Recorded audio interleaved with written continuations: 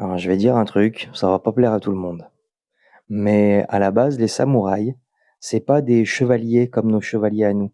Ce sont des fonctionnaires. Oui, des fonctionnaires. Comme chez nous aussi. Le mot samouraï, ça signifie celui qui sert. Et le samouraï, c'est quelqu'un qui est avant tout au service d'un daimyo. Un daimyo, c'est un seigneur. Les daimyos rendent ensuite compte au shogun.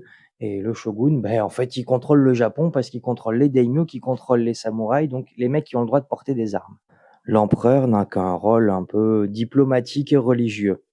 Les samouraïs sont donc des fonctionnaires au service d'un seigneur. Et on a tendance à faire l'erreur de chercher constamment la comparaison entre notre monde occidental à nous et les civilisations qui n'ont rien à voir avec les nôtres.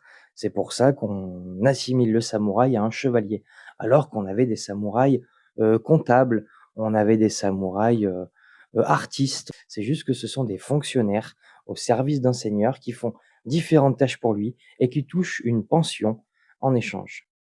Des fonctionnaires. D'ailleurs, le katana et le wakizashi, donc le sabre long et le sabre court, sont avant tout des marqueurs sociaux, c'est-à-dire c'est pour signifier aux autres gens que vous avez le statut de samouraï. Les samouraïs sont donc bien loin d'être les fantasmes de guerriers qu'on s'imagine. Bon, après, on va pas se mentir, il y avait aussi des samouraïs qui étaient des guerriers relativement badass. T'en connais, toi?